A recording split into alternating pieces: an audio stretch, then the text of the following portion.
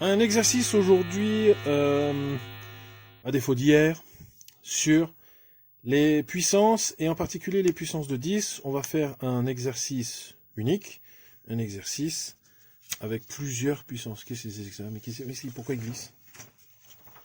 Alors, l'exercice est simple, enfin en partant de simple. Nous allons faire, c'est mieux si je mets le stylo, 10 puissance moins 2 fois 10 puissance 3, le tout divisé par 10 puissance, roulement de tambour, on n'en sait rien, 11. Ah, très bien. Voilà. Alors, il faut procéder par étapes quand vous avez ce genre de calcul. Surtout, ne paniquez pas, ne partez pas pour prendre du chocolat dans le frigo et faire une tentative de mangeage de chocolat. Non, il faut absolument prendre son temps. Première chose, c'est commencer par ceci.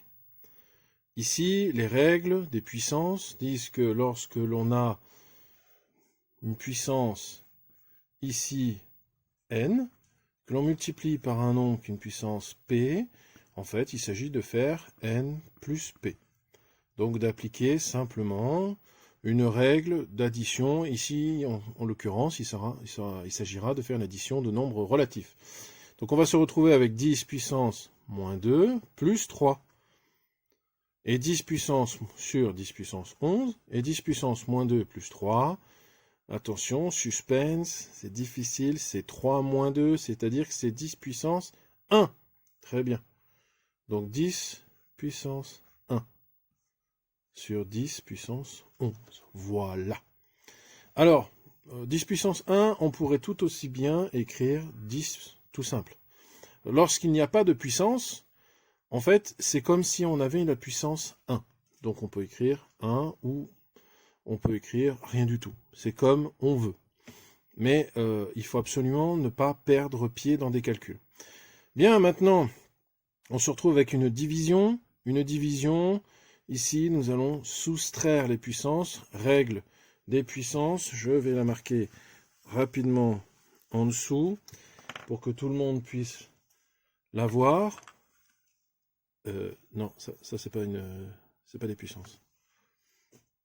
Alors, division de puissance, a puissance n, divisé par a puissance p, c'est un simple petit rappel, c'est a puissance n moins p.